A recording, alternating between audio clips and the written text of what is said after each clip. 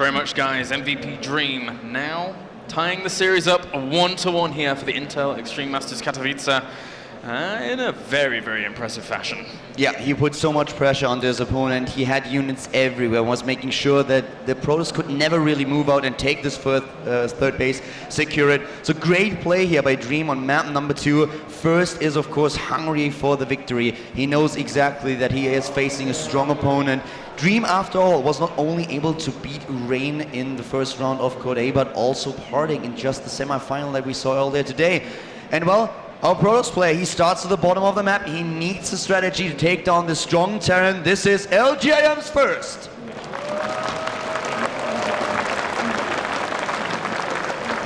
Spawning up to the top right-hand corner here as our blue Terran. After evening things up on Cloud Kingdom, he now spawns in Entomb Valley. Give it up for MVP's Dream!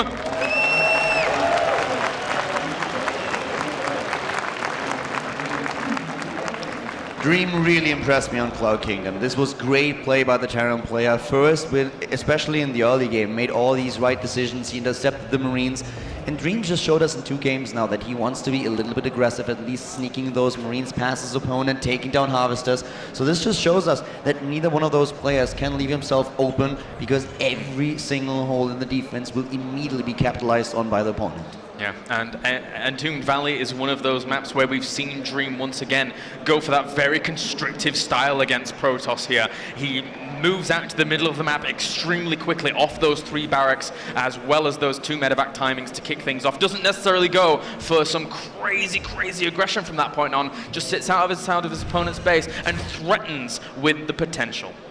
We have the scout now with the probe, and of course, once again, we want to highlight that this is the IEM version of Entombed Valley, where you can only spawn cross position. Therefore, the players know exactly where their opponent starts. We have the scout timings immediately, therefore adjusted, and they know also that they have, for example, in this case with Dream, make sure that they deny scouting information if they want to. There's the supply depot started in the early game, and now there's no way for First to see what's going on. Indeed, but for Dream, everything will be an open book very soon. If he just moves back here, sees that Nexus, so he knows exactly what First is up to. That's a good position for him to be in, but First, meanwhile, I mean, he's got to anticipate everything here, as it could be a gas opener, could be a CC, could be 2 CC, could be anything. And there's a bunker now being built to the right side. First decided to get this Nexus before he starts cybernetics core. The probe that moves down to the bottom was there only to see if there is a bunker, and indeed finds one. The bunker is there, moves in with the Harvesters, trying to take down the SCV, making sure that there is no bunker placement for his opponent. We've seen Protoss players fall to this. So nice scouting here by First, well done. Oh, but a second bunker on the way now. He knew that that one was always going to have to be cancelled because the 4 probes actually picking away at it. Wouldn't have been able to get that SCV there in time with that Marine as well, but the Marine micros back for now. This SCV should end up being deterred. Yeah, but he sends the second one out, and this really pressures First here. First decided to go for his 1 Nexus right away. He does at this point not even have a Stalker. He goes, a Zealot. He goes straight for the Stalker, and this is why he has to micro with all these probes so hard. Taking or trying to take down the SCV again. There are the Marines aiming for the probes, and one of them goes down. The second one falls. A 3rd Marine joins the battle, and there's only 1 Stalker. Yes, he can pressure him, but so far we have 4 Harvesters lost for First. And off all the back of this, he's losing so much mining time. Dream is doubling his opponent in his income right now, apart from the gas. He does force the cancel of that command center, and in turn cleans it up. Yeah, he cleans it up indeed. So a lot of early aggression by Dream, as he realizes that First is really going for a very early Nexus, and he's able to take down these Harvesters, does a lot of damage, annoys his opponent, throws the timing off, mining time is lost, and the Harvester count is still in favor of First, but by now the command center for Dream is about to finish. But you know, these timings are just now a little bit different. We have the second mule very late for Dream in comparison to the early expansion for First, so this will kind of even out and be okay again. Looks like Dream just sitting back, sitting pretty, continuing to prepare the potential defenses to deal with anything First can throw at him here with those supply depots, with those bunkers as well. Tech Lab on the way, so he can start his Marauder production as well as that all-important stim. His First now back at home. He starts his robo facility and continues to just produce. Yeah, talking about first, he doesn't know anything at this point. He has Yeah. no clue what's going on. He knew early on about the block, of course, at the wall, but now we have this bunker there, and he's trying to have a quick peek with the stalk what's going on here, but he doesn't even have confirmation that there's an expansion. He only assumes, of course, that there is by now a command center, but he wants to see what's going on in the main base. He wants to see how far ahead the tech is for Dream, if his opponent is already on his way with the starport. Therefore, the robotics bay going into observers, and Dream is now pushing out with his units. He doesn't have concussive shells just yet for the Marauder, and this is, of course, really good for first, because without that, he would have lost the Stalker already. We're almost guaranteeing here that Dream is going to go for that constrictive style again, because he doesn't open with like a third command center or anything. He's just, producing that bio, getting that star portal very soon after that factory is done, and with those two medevacs, will start poking around his opponent's base. He's already keeping his units out in the middle of the map just to say, go away first, stay on your side of the map. This is my side for now. And a nice scout also by Dream. He tries to go into the third base, wants to know if there's a nexus, if there's maybe already a pylon, if there's anything by his opponent, and he can now hide the Marine there, can just wait for first to expand, so he will always know when there's going to be another base for the Protoss. More gateways as well as Robo Bay and Forge going down. So first here, preparing himself for any kind of evidential occurrences that would occur from Dream with that starport finishing for him in just a second. And he started his +1 as well. So a little bit of a passive game, a little bit of pokes and prods in the middle here, but not too much to really give us any indication as to who is going to be fully on top. Now there's an observer, and he has finally vision at the Zelnaga watchtower, and now he can attack immediately. The big problem for him the entire time was that you can't attack into the vision range. Yep. The Zelnaga watchtower reveals everything, and those units in the middle were just too strong, but now he has the observer there, and with the observer he knows exactly where the units are positioned. He can go for the micro, but here comes the stim, and Dream is moving in, trying to chase down the two stalkers. First in full retreat with those two, but they are definitely gonna die. The second one is down, and the scan on the observer by scouting information.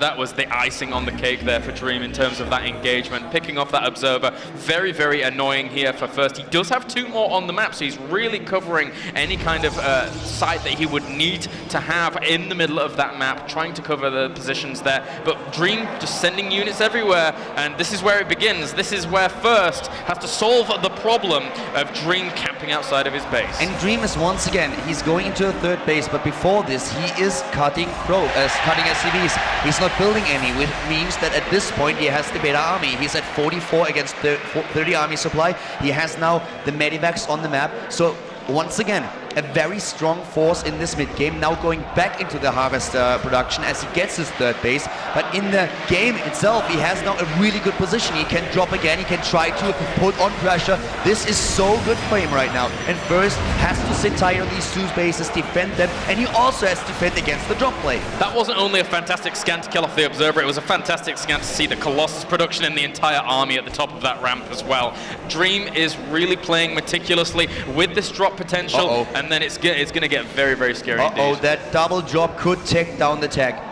One big problem that he has is he builds his Templar archive to the right side of the map. The Twilight Council 2 charge is being researched. If Dream moves in here and stims through, then he could take down the entire tech of his opponent. A pylon to the right side of the map in the center for first will be able to morph in a few units later on for harass. But this is what he was afraid of. Here comes the walk in. What is Dream gonna do? Is he stimming? Is he taking down the tech? The Zealots are already gone, and he's going for it. 5-5 Twilight Council and 5-5 charge. Oh, what a snipe there. He could lift up and easily get away. Meanwhile, though, at the front of the base, first he's keeping a good eye on his opponent's army. He wants to make sure it doesn't stim up and instantaneously try and kill off anything at the natural. He drops at the third. He kills off that probe. And with that, still, this constrictive style of Dream is holding strong. The positioning of your tech buildings is so important. We had this problem on Atia for a long time. The Protoss players were just on autopilot, building those buildings in a position where drop play of Terran players could just be completely catastrophic for them. Because back in the days when they started to use these positionings, the drop of the Terrans weren't this dangerous. But right now, first he's building his robotic spade to the bottom left of his main base, but with the positioning for the Twilight Council and the Templar Archive, he was in such a spot that charge is now not done. He has to rebuild the Twilight Council, once again trying to move in. This time first is ready, but the expansion will most likely have to be cancelled. Really unfortunate for him here, and great of course for Dream. With his aggression, he's doing so much damage. it's almost it's like watching a replay of previous games here from Dream. He just constantly sits on his opponent, doesn't let up. A few zealots going into Sarassia for first, trying to kill off some units. Will get a few workers for their troubles. But you know, the big problem is he could have actually done more. He's getting a lot of workers now, but he could have killed more. He targeted down a supply depot earlier because that was just too close. The drop at the bottom left, first for a second, able to take down these units. Let's see how many harvesters the Terran player had to lose here. 8 in total. Well played. Better for first than I actually thought at the beginning, because those zealots were really going for a supply depot and just instead of just walking into the mineral line. Dream with a very bold move there, tried to go up the ramp and see if he could get any damage done. There was no threat of force fields there at that time, but now he had to pull back. Getting pinned up against those Archons and Colossi would have been absolutely catastrophic here. And Dream now, well, he sees his opponent's third base going down at this point with the gases and the medevac that was stuck in there. And first keeping up in this macro despite actually having his third delayed for this long. The big problem for first are going to be the upgrades that are on. Charge is finally about to be completed. We have Storm 2, but +2/+2 is on the production tab for Dream. His second attack upgrade is nearly done. And first, he has +2 armor. Great for the gateway units. But what he doesn't have is a second forge. He's just going for the +1 attack upgrade. So if Dream is just going for +3/+3 right away, he will have a huge upgrade lead later on. Run-bys like this, on the other hand, this is exactly what he needs to pressure Dream. Yeah, this is very, very nice indeed. Just keeping his opponent back a little bit. We now have Dream going for that cloak ability with his ghosts here while producing a lot of them. And you've got to remember that observer count. He is going up to 3 in just a second. But Dream's been so effective at sniping those out. It's going to be hard here for first to keep as many alive as he needs to if Dream continues that form. To the right side of the map, a Marine is actually spotting this probe, so he can kill it and make sure that there are no additional warp endpoints for the Protoss player. +3 attack has been started. To the left side, a small engagement that we have, but these units can't do a lot. Dream with good upgrades. He has them. And we have now first moving out with 82 army supply. He's trying to claim the middle of the map, clean up the Zanaga watchtower. But this army composition, 7 ghosts, 3 additional ones being built, the Vikings there, 5 Vikings against 2 Colossi. This is really a decent composition for Dream here. He's controlling this map currently really well. Yeah, he is. Those 7 ghosts, as you mentioned, very, very strong indeed. He's going to open a few more zealots here to go for some harassment potential, but one Marine does spot that pylon. Eventually, he will be able to shut that down. But again, this only draws Dream back. First is buying himself a lot of time, which is what he needed to do. And from this point on, he can accrue himself a very strong army, but 3-2 will finish pretty quickly here for Dream. Yeah, the Zealots, of course, not doing too much damage. They have been spotted early to the top right, and they were killed. Another probe is trying to get into position for a warp in pylon, but the Marine is on the way, trying to hunt it down. Middle of the map. Finally, we're getting ready for the Storm battle. Here it is. The upgrades important in favor of Dream. And first trying now to go for extended thermal lands, +3 armor, also the 4th base attempt. Something that Marine I was talking about did not spot. He didn't pursue the probe. So does Dream know about it? Does he send some units down to the bottom right? It doesn't look like it. He's just sitting there. He has no idea. And at the same time, the 4th base of Dream is still being attacked by Zealot run-bys. This was really clever by first to hold the phone here. He's actually pushing in with an EMP, clips it just a little bit there. Nice storm as well as the feedback, but the cloak goes down. He's forced to actually retreat here. Scan is on the way as well, and he does actually find himself a little bit of a notorious position, but somebody goes sacrifice himself as well as great storms hitting a lot of that bio. These storms were exactly what he needed, but still, this is a choke point position where first has to engage. This is not the position that he wants to go for, but the storms are good, and he's pressuring his opponent back. Another good storm hits home.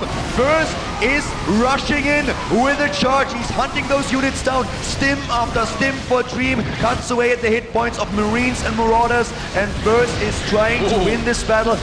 Retreating as soon as the reinforcements are in, but this was definitely not cost efficient for Dream. Not at all. No, not at all. It was, I would say, relatively badly controlled there. But for Dream now, he was trying to sit around that 4th base, trying to deny that location from going down and just, dance there. But First did a very clever thing in going for that hidden base. If Dream hasn't been checking, and as such, he gets that up scot-free. It was so close. The Marine was already attacking the probe, and the probe just got away. Now we have the space that Dream Dream doesn't know about, and he never now he knows. Sends another unit, and he's like, wait a second, why don't you get a fourth base? Something's wrong here. And then he remembers, well, there was actually a probe early on, so he scouts, he sees it, and now he knows what's going on. But he's already down in overall supply, and the upgrades are currently finishing up for first. So suddenly the Protoss player is in a really good upgrade position. Here comes the battle, the Colossi are ready. Where are the Vikings? There are none. He has to be very, very careful against that amount of bio here. There's not that many medevacs there, though, to be able to really heal that up. Only 3. They don't have that much energy themselves as well, as we have them pushing through the middle here. A lot of Ghosts cloaking, but the Observer is there. A lot of them get minced up very quickly by that Protoss force. Dream plummeting in supply right now. Nice Storms hitting a lot of that bio, despite the great splits by Dream. 30 supply up right now for first, pushing through with those Colossus. There's no answer to those Colossus. The Storms are pushing him back. He doesn't have Vikings to deal with this Colossi. Way too much area of effect damage. And Dream, he wants Vikings. He wants Vikings and Medivacs. He needs both. He stimmed so much. His entire army is down in hit points, and he needed both. The few Medivacs that he had, they were already out of energy, and this is horrible for him. Even the double starboard that he had, he can't do it. An attempt to take down the reactor here, but the Viking is in position. But first, he is 50 supply up. He is going in. He's moving to kill the planetary fortress, kill the 4th base of Dream, and end the dreams of the Terran player in game number 3. All he needs to do is focus down a lot of those SCVs. They die off. The planetary fortress goes down as well. A big pickup there for first, as he can continually retreat back, bolstering himself on a 5th base, taking a Dark Shrine. More Colossus on the way. When behind Dark Shrine, when ahead DTs, he's getting the next tech choice, trying to put more pressure on the Dream. With DTs, he can now roam the map. They're great for scouting several bases. He can also send a few in the army, forcing additional scans of the Terran, sending a few into the 3rd base, the natural, doing damage everywhere. And with the Warp Prism, he can even warp them into the main base. Dream really, really behind at this point. How can he recuperate these losses? A fantastic scout out there by first. And I've got to say again, actually trying to bring down those reactors on those starports is a move of genius, as long as he can continue to make those Colossus and make them a very, very big threat. First now with a 70 supply lead in the game. He has +3/+3, and he is going for the first shield upgrade. He is about to max out his upgrades. He has everything at his disposal to end this game. His army supply at this point up to 100 against 66. A base to the top left has been spotted. Warp-in pylons going down everywhere. He wants to have the potential to pressure Dream at multiple fronts. Is moving in now as we speak with his army to the center of the map and just walking to the top right to face his opponent once again.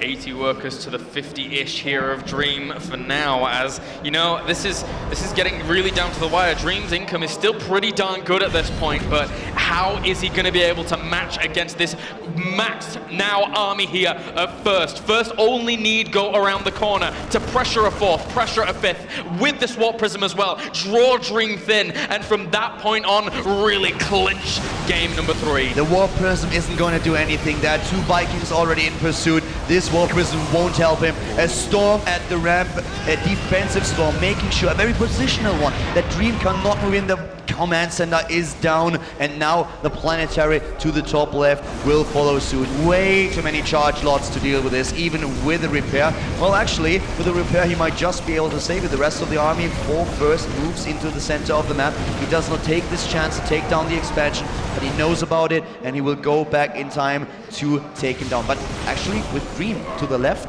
suddenly first has another opportunity to get into a good position for the fight. Depends on how those EMPs land, if they're going to land on those. Oh, nice snipe, taking out one of the High Templars. Second one does not go down. The Colossus come to their rescue. Nice Storm hits a lot of that bio as well. First wants to be a little bit careful here. There's a lot of units for Dream right now. Nice Storms, though, once again. He needs the Storms. He only has 5 Stalkers against all those Vikings, and there are 12 of them. Now there are 10 left, and with 5 Colossi in the composition, he really has a problem against the anti-air. Yes, the Archons are also there, but the thing is, will Dream really maneuver the Vikings over the Archons? This is what he has to hope for here. If Dream gets a good angle, then suddenly first is in the position where he might lose those units, so he just moves moves back for now. He's buying himself more time. He has the better economy at this point, and he can get more gateways, and this is exactly what he needs. With such a bank, 1,500 minerals, and especially 1,600 gas, he can just warp in, remax again. So getting these production buildings up is key at this moment. Going into the fight, warping in again with all these pylons that he already set up, and then with the second wave, crushing the Terran player. Yeah, it becomes so hard to deal with as Protoss here that is going up to 20 gateways. Against that, you have to have so many barracks to actually recuperate your losses from. But Dream here, trying to defend his production facility as well. Good EMPs on a few, a lot of those zealots, but a great storm is so much of that bio on the fringe. And Dream is on the verge of defeat here at first. GG! Game over, the Archons obliterating the Vikings. Dream losing everything, down to 70 supply. First with another win in the best of 5, going up 2-1 against his opponent. What a battle between those two Titans.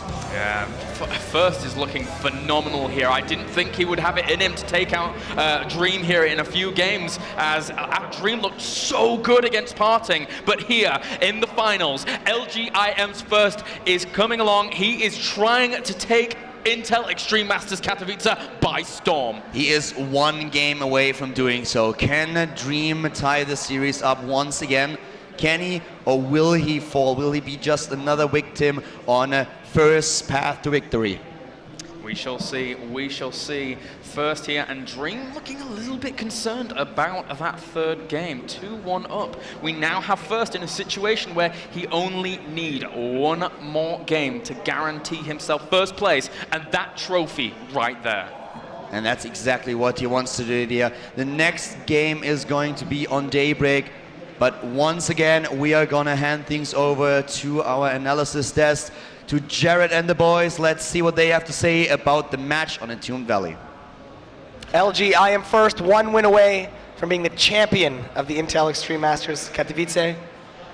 Unbelievable play from him again. He's now, what, 18-2 in the tournament? Yep. He's on the verge, man. He's doing very well. I think his understanding of the late game seems to be a little bit stronger than Dream's. Even though he was at a disadvantage relatively early on, he loses charge when it's about to finish, delaying all sorts of potential timings that could have happened when that upgrade would have finished. Is down, his third is much later than Dream's, his fourth is a bit later, but he ends up making the right unit composition, controlling it a bit better, and comes out on top in a very impressive fashion. I think this was my favorite game this entire tournament. First, just playing so well. Dream going for the 1130, drop in the main with the army up front as well to put a lot of pressure on. First, he lost his Twilight Council, but he did not affect the game. I mean, he didn't have charge for some time, but he just remade it and had his upgrades going this whole time. He tried really hard to stabilize. He got a third much later than Dream, but if you can get maxed, it does not really matter. He made the amount of probes he had to make.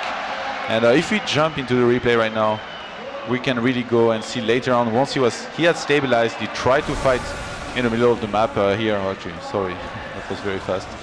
And he ends up pulling back here, realizing that basically Dream had a very scary army at this point, and that's the problem. When you face a Terran and they start having a lot of ghosts, it's very hard to fight. You can see the army value goes very high for the Terran, and it just makes it so hard to fight against all those ghosts. And First, I felt like he was on the back foot for most of the game until finally he made some great moves later on. So here he's like barely holding. I mean, yeah, he's doing a lot of damage with those storms. I guess Dream forgot the other half of his army. Dream overextending a bit there, takes too much damage from the storms, loses too many medevacs, and look at his +3 weapons. +3 weapons just finished basically right after that engagement. I think if he had regrouped, yeah, and gone with everything, with all the ghosts, because he had a lot of ghosts. I think he had at least 15 here. But First, lots of smart moves, like taking this one Nexus here before making it here, and basically hiding it pretty well for some time. I'm just gonna fast forward to the end so that we can see exactly how, like after this fight was actually pretty important too, but we don't have much time, so I'm just gonna skip right through it. First here, he gained some advantage. He had some army supply lead, and he tried to exploit that advantage by killing the bases, running left and right all the time. Dream was defending now. He was really trying to squeeze out as many units as he could out of his barracks.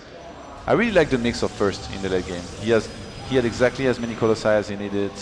Maybe a couple more Immortals would have been nice. And now, that was so interesting. He went for a Dark Shrine, which late game is always really good. And now he wants to maybe engage here. Even if he loses this army behind this, he left a couple Templars home, so they're going to be able to help defend with some storms. And he sent the War Prism in the main. And I feel like right now, since he's going to max with a Warp of Zealots here, basically, if he loses units in this fight, which he will, he's going to warp DTs and Zealots in the main, except Dream saw the War Prism on time and was able to kill it. And he was actually really scared of units maybe being dropped here. So Dream, he spent a lot of time paying attention to this War Prism. In the meantime, first he jumps on the opportunity of sniping this base. He goes to this base with a couple, just enough Zealots to make sure that he gets it. And now he pulls back because he knows he's so far ahead economically. And after that, Dream, he just didn't have enough anymore. Yep. He was down to 90 army supply against 94, but look at first, he's not maxed, and he has a lot of money. Dream is broke at this point. Yep. So very, very good late game as predicted from first, and Dream, he's going to have to step it up if he wants to be able to come back in the series. Yeah, he's going to win 2 games straight on Daybreak and then Ohana. No easy task. First playing very intelligently there. I do feel like, especially after watching that replay, Dream had the position, he had the dominance in that game up until the point where he overextended. If he had just done a little better job of rallying those units, regrouping with his army, not soaking so much damage from those storms, he very easily could have forced an engagement before the Colossus were out, when he had all those ghosts, when he had that great army, when +3 finished, and he could have ended the game right there. And it's very interesting to note that first, again, he opened with the very quick robo, so he was still thinking, is there going to be a third command center, and am I going to punish it? So he's still thinking about this always when he plays against Dream. Yep. All right, well, the map is Daybreak. The players are in, the casters are ready, I'm ready. This could be the last game of the Intel Extreme Masters Katowice. Let's see what happens.